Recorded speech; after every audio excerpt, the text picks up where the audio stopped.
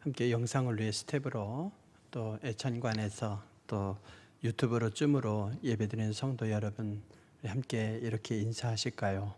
할렐루야, 어떻게 살까요? 똑바로 삽시다.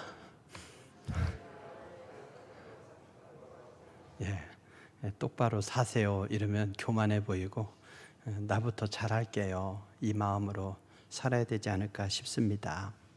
우리가 살다 보면 참 선한 의도로 한 일이 뜻하지 않게 오해를 받을 때가 있죠.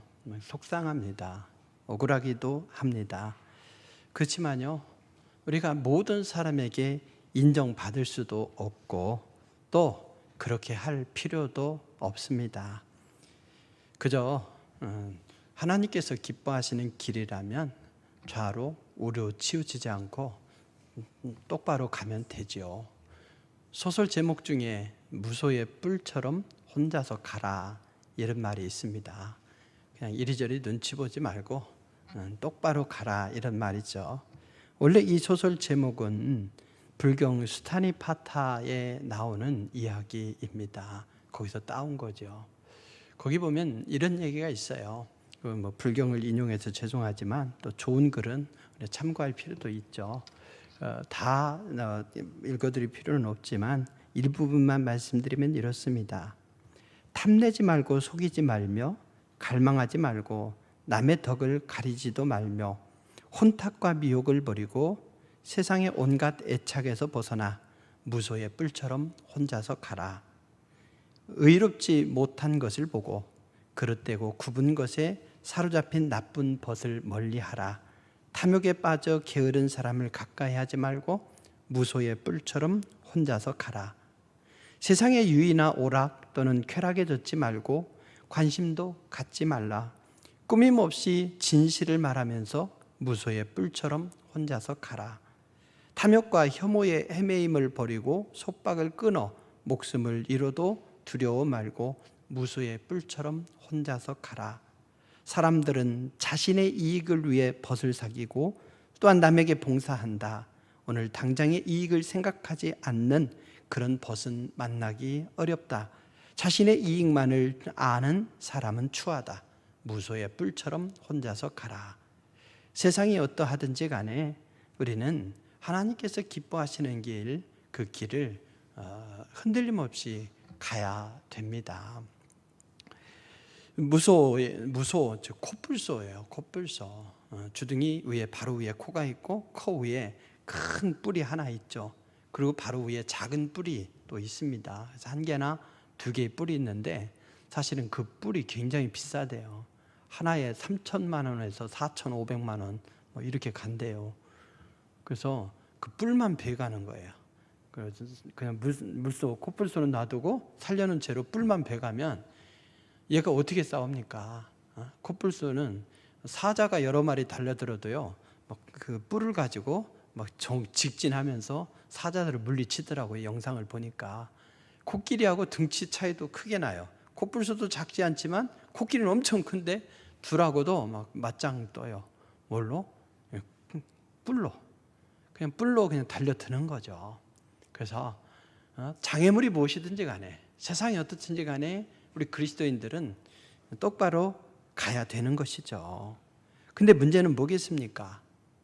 우리가 똑바로 걸어가면서 당하는 비난이야, 애매하게 당하는 고난이라 할 수 있지만 우리의 잘못된 삶의 태도 때문에 비난받고 신뢰도가 떨어지고 있다는 것, 이 부분이 참 안타까운 면이죠. 그러면서도 서로가 다 공감하면서도 그것은 요것 때문이다 라고 하는 진단이 다른 거예요. 그러다 보니 너 때문이다, 너 때문이다, 신뢰가 떨어지는 것은 너 때문이다, 이렇게 가는 것 같아요.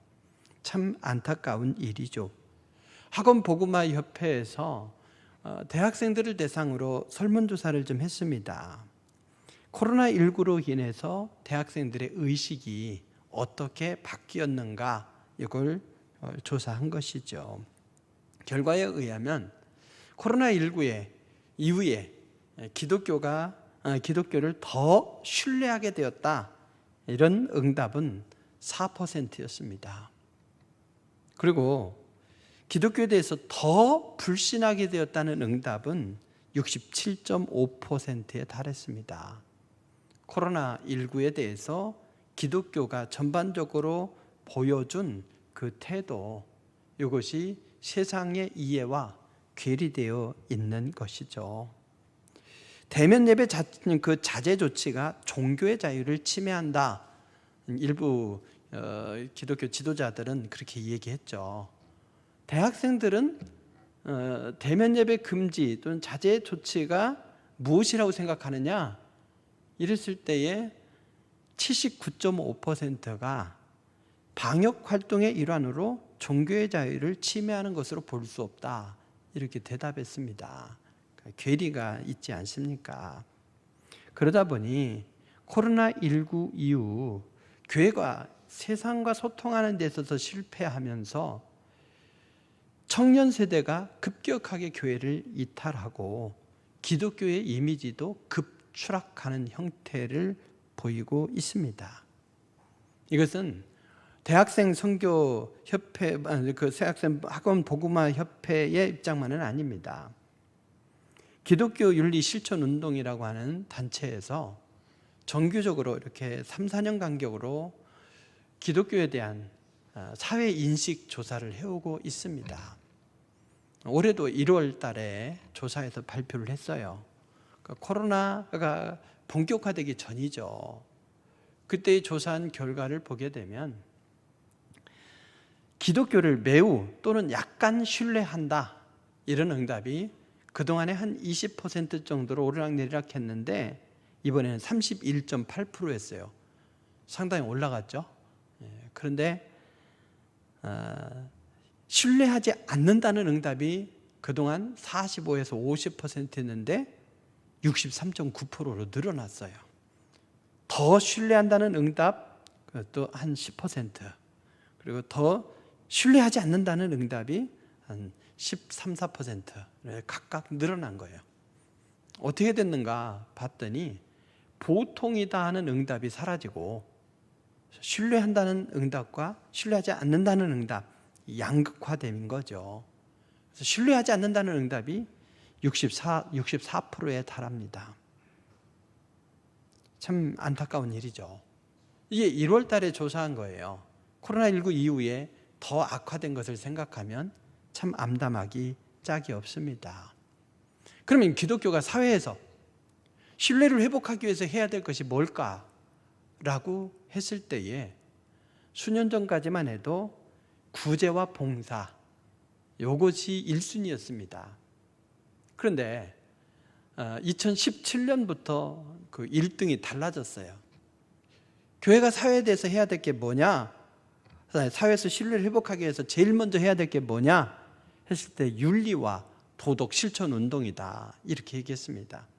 너희가 세상에 대해서 뭔가 하기 이전에 너네나 똑바로 해라, 이거예요. 참 우리를 향한 가슴 뜨끔한 지적이 아닐 수가 없습니다. 세상을 향해서 뭔가를 하기 이전에 우리가 삶의 태도를 바꿔가야 된다는 거죠. 우리가 믿음 있다 얘기했지만 사실은 믿음도 없는 거예요.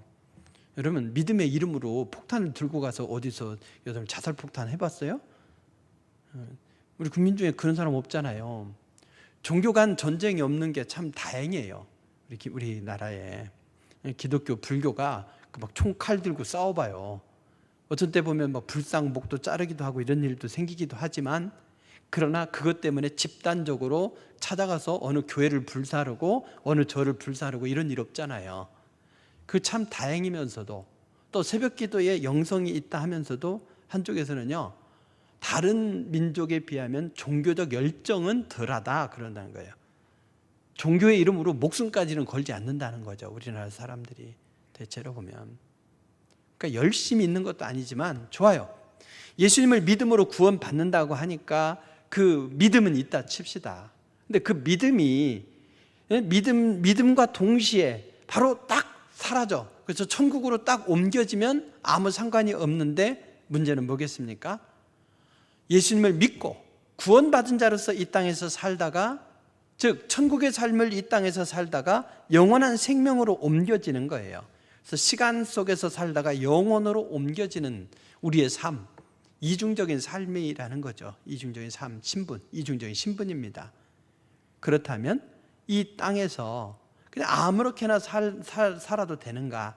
믿는 자에 합당한 삶으로 살아내야 되고, 그러면서 영원한 생명에까지 이르러야 되는데, 우리는 믿는 것에 대해서는 제대로 신경을 썼지만 그에 합당한 삶에 대해서 등한히 한 결과 오늘의 이런 위기를 가져온 것이 아니겠습니까?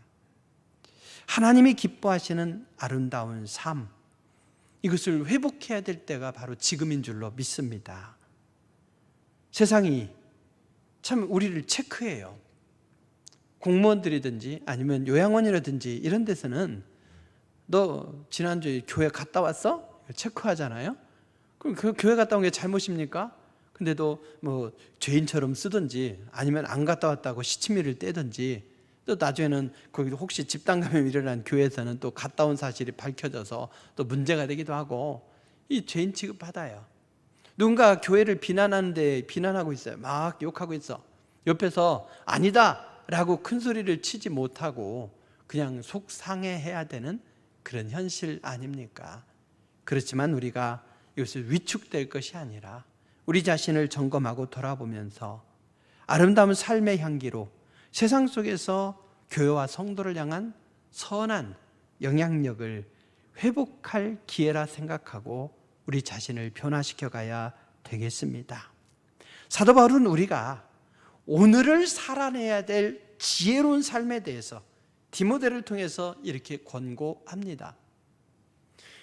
누구든지 내 연소함을 업신여기지 못하게 하고 오직 말과 행실과 사랑과 믿음과 정절에 있어서 믿는 자에게 본이 되라, 이렇게 말씀하고 있어요. 연소함, 이게 뭐겠습니까? 디모데가 지금 목회를 하고 있어요. 그 디모데에게 편지를 쓰고 있고 권면하는 거죠. 디모데를 아들로 여겼으니까 디모데는 사실은 그 교회에서 목회할 때 어립니다. 어려요. 나이가 어린 것이 사실이고 상대적으로 성도들은 나이가 많죠. 그래서 연소함, 이것 때문에 업신여기지 못하도록 한다. 여기는 또 이 추가적인 의미가 있습니다. 즉 연소하다는 얘기는 미숙하다 이런 얘기예요. 젊은 것이 뭘 안다고 이러잖아요.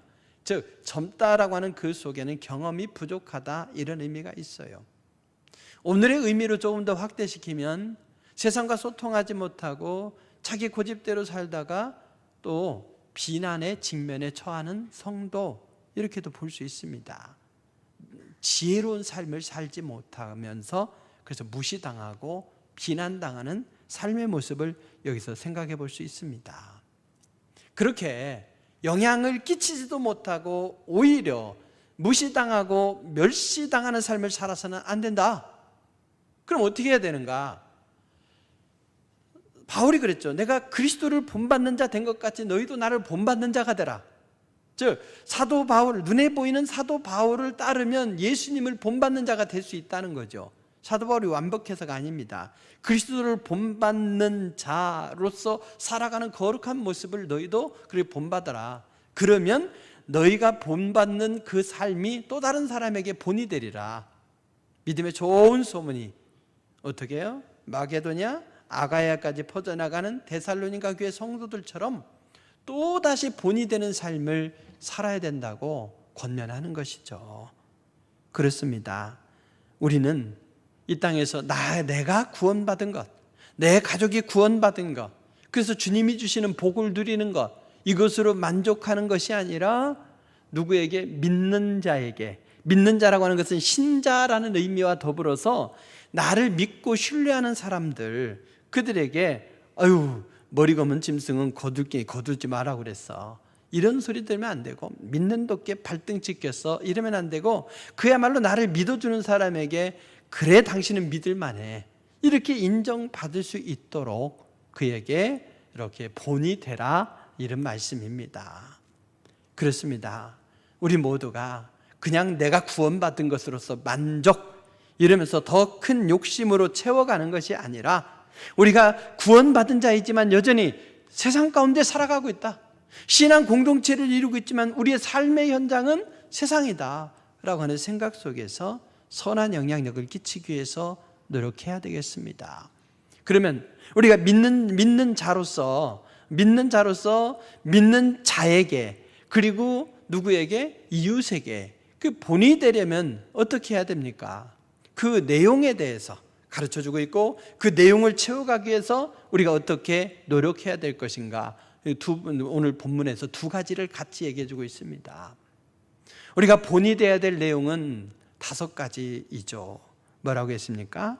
말과 행실과 또 사랑, 그리고 믿음, 정절, 이 5가지에 있어서는 본이 되어야 된다, 본을 보여줘야 된다, 이렇게 말씀합니다. 말이라고 했죠. 말을 서로 이렇게 인사할까요? 할렐루야, 말을 잘합시다. 뻔지르하게 한다, 이런 말이 아니에요. 말은 잘해 뭐 이러잖아요. 명절이지만 평소에는 전화도 안 하고 뭐 하다가 나중에 전화만 오죠. 어머니 어째요? 이러면서 굉장히 친절한데 어머니가 듣기에 거스른 며느리의 전화, 이런 게 있잖아요. 평소에 그 마음이 오는 건지 전화만 오는 건지 다 느껴요. 그래서 말만 번지르한 것이 아니라 생명 있는 말을 해야 된다는 거죠. 사실 오늘 이 말이라고 하는 이것은 원어적으로 보면 공중 가운데서 성경 말씀을 읽는 것을 의미합니다. 성경 봉독자가 말을 잘해야 된대요. 어떻게 읽어야 되는가? 성경 봉독자가 따로 정해져 있는 것이 아니라 예수님도 그 나사렛 회당에서 말씀을 읽고 공생에 선포를 하셨잖아요. 또 사도 바울도 회당에 가서 성경 말씀을 읽고 이야기를 했잖아요. 그러니까 초대 교회는 설교라는 게 따로 필요가 없었습니다. 이 디모데전서가 뭐예요? 디모데에게 보내는 첫째 편지. 디모데후서는 디모데에게 보내는 2번째 편지예요. 그럼 편지를 읽고 또 읽으면서 연구해서 각주 달고 이럽니까? 편지는 편지로 그냥 읽는 거잖아요. 그것처럼 서신도 하나님의 말씀으로 그냥 읽는 걸로 끝났어요. 그렇지만 오늘날 문화적인 간격이 있고 또 삶의 또 문화가 발전하다 보니까 이 말씀을 그 깊은 의미를 해석해줘서 눈에 보이는 대로 읽는 것이 아니라 영적으로 그것을 받아들이고 그것을 삶에 적용하도록, 설교는 하나님의 말씀을 전하는 게 아니에요. 하나님의 말씀을 전해서 성도들이 삶에 그걸 적용시키도록, 말씀과 세상이 만나도록 해주는 것이 설교입니다. 그래서 설교를 통해서 전하지만 이때의 말과라고 하는 건 뭐예요? 성경을 읽는 것. 읽으면 어떻습니까? 성경을 읽을 때에 베드로가 성경을 읽으니까 어떻게 했습니까? 5천 명이 회개하는 역사가 일어났고 우리가 어찌할까 이랬잖아요. 하나님의 말씀을 읽으니 그 말씀이 성도들의 공동체의 삶의 변화를 가져온 거죠. 그렇게 하는 것이 본을 보이는 거라는 거예요. 성경 말씀을 딱 읽는데 그의 삶이 따라주지 않는다면 왜 제가 저기 서서 이걸 읽지? 금주에는 읽나? 뭐 이러면서 사람들이 감동이 안 되지 않겠습니까? 그래서 그가 말씀대로 살았던 그 삶이 녹아서 회중 앞에서 성경을 읽을 때에 그것이 선한 영향력으로 이렇게 나타날 수 있다는 거죠. 사랑하는 성도 여러분, 이것은 오늘날 성경 봉독자만 해당되는 것이 아니라 우리가 하나님의 말씀을 읽고 묵상하며 그 말씀을 우리의 삶에 적용시키도록 확대해 주고 있습니다.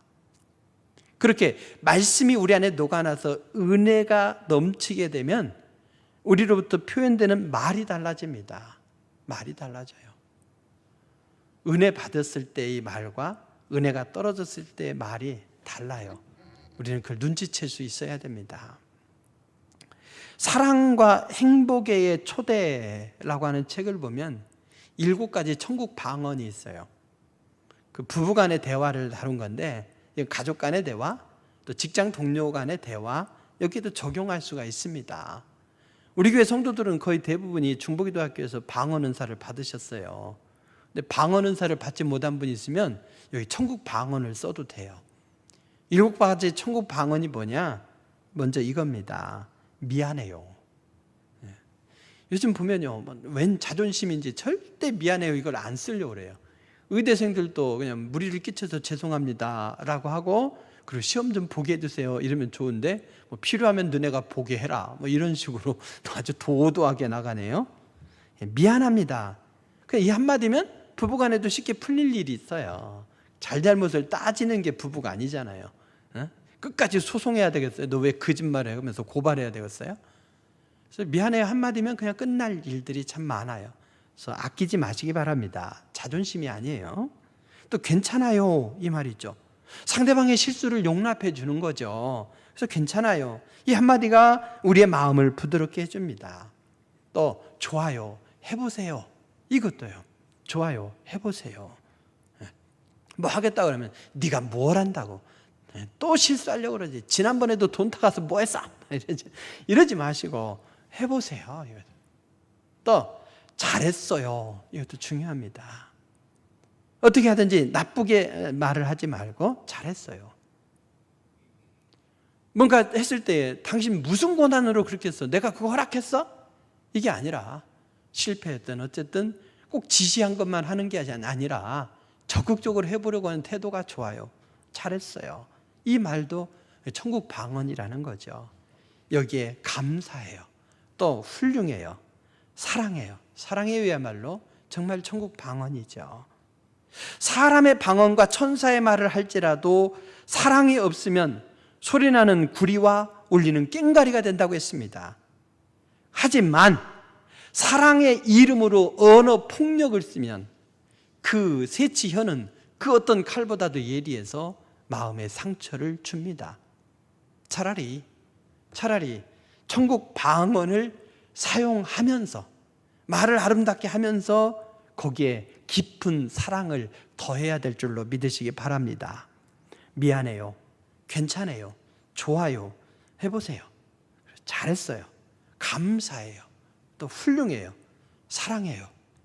이 천국의 방언, 이 말을 잘 할 때에, 그래서 우리가 말씀을 묵상하고 받은 은혜를 가지고 이런 언어들을 흘려보낼 때에 사람들이 감동하지 않겠습니까? 또 우리 행실이라고 했어요. 행실. 그렇습니다. 예수님을 믿으면 우리의 삶이 달라져야 돼요. 말씀을 들으면 우리의 삶이 달라져야 돼요. 끄떡끄떡하고 교회를 나간 순간 이전과 똑같으면 소용없는 거죠. 오리들을 향해서 설교했어요. 당신은 새입니다.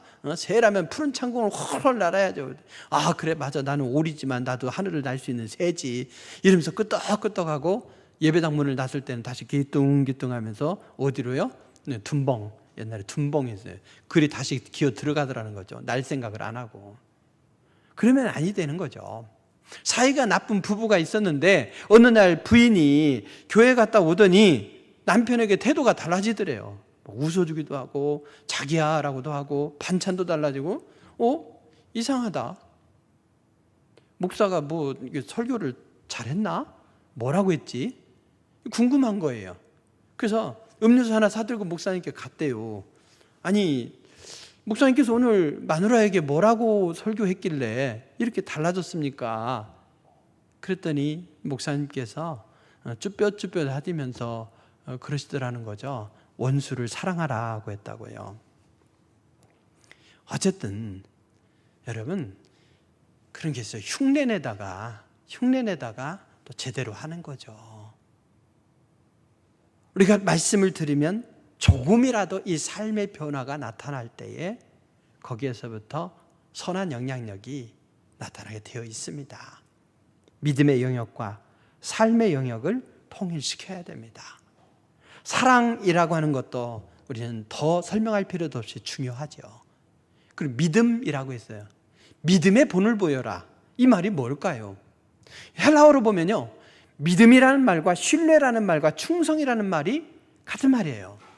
즉 우리가 주님을 믿는다고 하면은 어떻습니까? 그 믿는 사람은 다른 이웃들에게 또 믿음의 동료들에게 믿을 만한 사람이 돼야 돼요. 그러면서 우리가 맡은 바 사명이 있으면 그것에 대해서 충성을 해야 되는 거죠. 셋이 연결돼야 돼요. 믿음은 좋다고 하는데 믿지 못할 사람, 이러니까 신뢰도가 떨어지는 것 아니겠습니까? 믿음이 있는 사람은 믿을 만한 사람이 됩시다. 이것이 주님이 우리에게 기대하시는 거예요. 우리는 그리스도인이라는 이름 하나만으로도 최고의 신용을 받는 신앙인이 되어야 합니다. 정절이라고 표현했죠. 정절.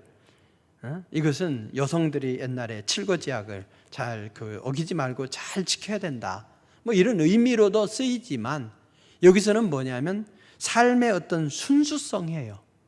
욕심, 사심, 교만이 없는 깨끗한 삶, 이것이 정절이에요. 정절. 우리 성도들은 그렇습니다. 깨끗한 모습으로, 하나님께서 기뻐하시는 모습으로 살아야 돼요. 더러워지기는 쉽고 깨끗해지기는 쉽지 않은 세상에 살면서 믿는 자와 이웃에게 깨끗하고 온전한 삶의 본이 되어야 하겠습니다. 이것이 주님이 우리에게 기대하시는 것입니다.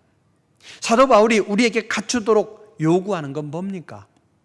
우리가 누군가에게 선한 영향력을 끼치면서 훌륭한 가르침을 주기 위해서는 말과 행실과 또 사랑과 믿음과 정절에 있어서 믿는 자와 그리고 이웃에게 본이 되도록 힘써야 되겠습니다.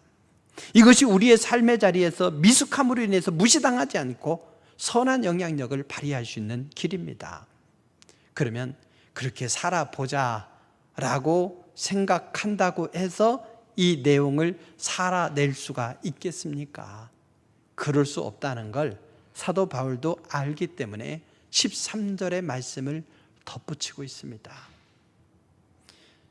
믿음의 본을 보이기 위한 삶을 살기 위해서는 우리 자신을 훈련해야 돼요. 경건의 훈련을 해야 됩니다. 삶을 변화시키는 부단한 훈련을 해야 돼요. 그래서 오늘 말씀에 보면 전념하라 이랬어요. 전념하라. 여러분, 국영수 중심으로 공부하면 좋은 대학 갈 거 알아요. 알지만 전념하지 않으면 못 가는 거죠. 의대생들이 거의 전교 1등을 하면서 누구에게 지는 일과 사과하는 일에 익숙하지 않고 오만하기는 한데요, 그들이 의대에 가기 위해서 했던 노력과 실력은 인정해야 돼요. 우리의 삶의 변화를 도모하려면 그 정도의 각오로 전념해야 된다 이 말입니다. 전념이 뭐예요? 몰두하고 마음을 쏟아붓고 생각과 노력을 거기다 쏟아붓는 거예요. 그냥 머릿속에 그걸로 꽉 차 있어야 돼요.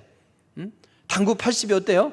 당구 80이 그 당구 80에 이른 목사님이 딱 본 그 설교 강대상에 올라가더니 성도들의 얼굴이 뭘로 보여요? 빨간 공, 하얀 공으로 보여서 이쪽으로 보내면 되겠다 이러더라는 거죠. 막 골프에 빠진 목사님이 설교 강대상에 서니까 성도가 빈자리가 홀로 보이는 거예요. 저쪽으로는 어떻게 보내야 되겠다, 아이언 몇 번으로 쳐야 되겠다. 거기에 빠져들면 그것만 생각하는 거예요. 자나깨나 막 꿈속에서까지 나타나서 필드를 돌고 있고 이런 경우도 있다잖아요. 그러니까 그 정도가 이게 전념이에요. 전념. 성도가 삶의 변화를 도모하려면 이 세 가지를 전념해야 된대요. 13절에서 가르쳐주는 이 세 가지는 뭡니까? 읽는 것에 전념하라 그랬어요. 읽는 것에 전념하라. 즉 하나님의 말씀을 읽는 것, 이것에 대해서 전념하래요. 읽는 것.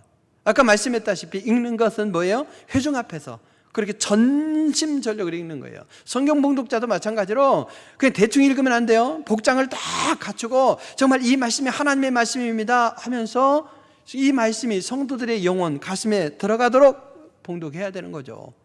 동방정교회에서는요, 성경 봉독자만 따로 사역자가 있어요. 성경 봉독자만.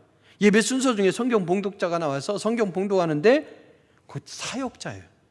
성악가처럼 찬양대원처럼 성경 봉독자가 나서 성경을 읽는데 정말 낭낭한 목소리로 운율 있게, 그래서 딱 와닿게 읽더라고요. 뭔 뜻인지는 몰라요. 왜? 그 그리스 가서 동방정교회 그 그리스 정교회 예배 드리는데 잠깐 봤는데 뭔 소리인지는 몰라. 왜? 그 그리스어로 읽으니까 현대 그리스어로 읽으니까 모르겠지만 그럼에도 불구하고 그 리듬, 운율 이걸 통해서 저절로 이 공명이 되어서 울려오는 게 가슴으로 파고드는 게 느껴지더라고요. 그렇게 성경 말씀을 우리가 읽으면서 그 말씀이 내 영혼에 파고들도록, 그러면서 그것이 나타나도록 해야 되는 거예요. 그냥 말씀을 읽어야지 하는데 의무가 아니라 말씀을 읽지 못하도록 불태우고 없애고 금서로 만들어도 우리는 어떻게든 찾아서 읽어내도록 해야 돼요. 그래야 우리의 삶의 변화를 말씀의 가치로 도모할 수가 있어요. 우리는 세상 가운데서 내 가치로 사는 것이 아니라 말씀대로 사는 것임을 믿으시기 바랍니다. 또한 권하는 일에 전념하라 그랬어요. 권하는 일이 뭡니까? 야 가서 뭐 이렇게 저렇게 막 말하잖아요. 그럼 참견한다고 그래요. 더 참견하면 뭐라고 그래요? 꼰대라고 그래요. 우리가 여기서 권한다는 말은 이거 똑바로 하세요, 저거 똑바로 하세요 간섭하라는 의미가 아닙니다. 바른 길로 가도록 간곡하게 타이르면서 상대방을 격려하고 힘을 북돋워줘야 되는 거예요. 야 똑바로 해, 지나가면서 했던 한마디가 그의 삶의 변화를 가져올 수도 있어요.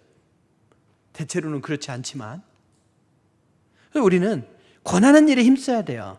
대체로 내 코가 석자인데 내 일에 발등이 떨어졌는데 이러면서 내 것도 수습하기가 어려워. 그래서 내 문제를 내가 수습하면서 가는 것도 참 대단한 거예요. 자녀들이 부모에게 손 벌리지 않고 알아서 자기 책임으로 살아가면 그것처럼 또 행복한 일도 없어요. 그렇지만 그리스도는 그것으로 만족하면 안 된대요. 어떻게 하라고요? 우리 믿는 자들에게 또 다른 이웃들에게 어떻게 하라? 그들이 힘을 내도록, 용기를 내도록 힘을 북돋워 주라는 거예요.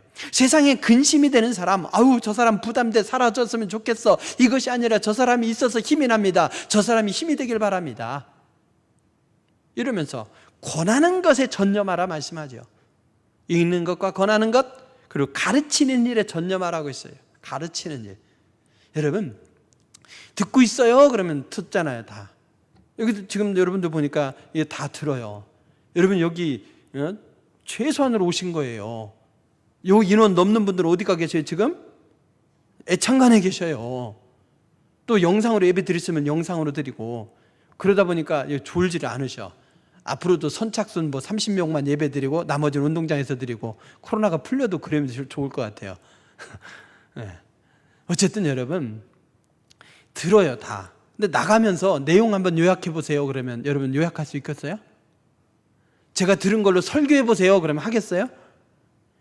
듣는 것과 이해하는 것과 가르치는 건 차원이 다릅니다. 그러면 제가 여러분에게 이 내용으로 가르치세요 그러면 어떻게 하면 되겠어요? 가서 설교를 유튜브로 들어가서 설교를 한번 더 듣겠죠.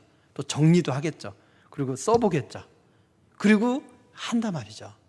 누가 발전하겠습니까? 그렇게 애써서 준비해서 누군가를 가르치면 그 사람은 들을까요? 아니죠. 그 사람은 놓치지만 준비한 내가 그걸 기억하고 있고 나부터 똑바로 살아야 되겠구나, 이래서 나의 변화를 가져오는 거예요. 그래서 목자로서 누군가와 말씀을 나누기 위해서 준비하는 것, 이것이 행복입니다. 교사로서 준비하는 것, 이것이 행복입니다. 사랑하는 성도 여러분, 가르치는 데 힘쓰라는 얘기는 뭐겠습니까? 먼저 너의 성숙과 성장을 도모하면서 그걸로 또 다른 사람들이 배우도록 해라, 이거예요. 가르치는 건 누군가를 위한 헌신을 넘어서서 나의 성장과 성숙임을 믿으시기 바랍니다. 그래서 성도들은 이렇게 세 가지를 힘쓰라고 오늘 말씀하는 거죠. 우리의 삶의 변화를 가져와서 이 시대에 부응하는, 그래서 시대에 선한 영향력을 끼치는 사람이 되려면 먼저 의대에 가려고 하는 학생이 공부하는 그 열정으로 우리 자신의 변화를 도모해야 된다는 것이죠. 성경 말씀을 읽어서 그 말씀을 나의 삶에 적용하면서 체화시키는 일에 열심을 내야 돼요. 그 말씀을 토대로 누군가를 격려하고 위로하면서 세워주는 일에 정말 힘써야 됩니다. 그러면서 나 자신의 성숙, 성장을 끊임없이 도모해야 돼요. 그렇게 힘쓰시기 바랍니다. 이것을 균형을 갖출 때에 우리는 세상에서의 삶 속에서 이랬다 저랬다 하지 않고 또 신뢰를 잃어버리는 것이 아니라 우리의 말이 달라지고 우리의 행실이 달라지고 우리의 사랑과 믿음 그리고 정절이 달라질 줄로 믿습니다. 그래서 믿는 자에게 본이 되고 이웃들에게도 본이 될 것을 확신합니다. 교회와 그리스도인이 세상으로부터 신뢰를 상실해가고 오히려 짐이 되고 있는 지금은 우리가 세상 가운데서 무엇인가를 하려고 하기에 앞서서 우리 자신의 변화를 도모해야 될 때입니다. 힘써 노력하여 말씀으로 무장하고 말씀으로 삶의 내용을 채워갈 때에 우리의 삶의 내용이 달라질 것이고 거기에서 나오는 우리의 말과 행동이 많은 이들에게 본이 되고 믿음, 사랑과 믿음과 정절이 선한 영향력을 끼칠 줄로 믿습니다. 교회와 그리스도인의 이미지도 회복되고 세상 가운데서 하나님의 나라를 확장시켜갈 이 사명을 감당하는 데도 도움이 되고 궁극적으로는 하나님께 영광이 되리라 믿습니다. 우리도 성숙하면서 믿음의 진보를 이루고 또 다른 사람들을 세우는 소중한 사명으로 살아가는 것이 사방에서 힘들다, 고통스러워하고 신음하는 이곳에서 오히려 짐이 아니라 그들의 선한 영향력을 끼치는 조그만 우리의 삶의 변화가 될 줄로 믿습니다. 위기 시대를 살면서 위기를 기회로 바꿔나갈 슬기로운 그리스도인의 삶의 태도를 지니길 바랍니다. 기도하시겠습니다. 귀하신 아버지 하나님, 우리가 이전에 세상에서 무언가를 해야 된다, 원대한 비전과 꿈을 이야기했지만 오늘 이 말씀을 통해서 세상을 통해서 뭔가를 하기 전에 우리 자신의 변화를 도모해야 될 것을 가르쳐 주시니 감사드립니다. 그저 말씀을 들은 대로 살아가면서도 그냥 습관을 따라 살아가는 것이 아니라 주님의 기뻐하시는 삶의 가치로 우리 자신을 바꾸고 삶의 내용을 바꾸기 위해서 전념하여 부단히 노력하게 하여 주시옵소서. 그래서 우리의 말과 행실, 우리의 사랑과 믿음, 정절, 이 모든 것들이 선한 영향력으로 나타나게 하셔서 믿는 자들이 서로 하나가 되고 이웃들에게 주님의 향기를 전하는 우리의 정말 내실 있는 삶이 되기를 간절히 원하오며 한 주간에도 작은 변화들이 우리의 삶의 여정 가운데 나타나기를 원하오며 예수님의 이름으로 기도드립니다. 아멘.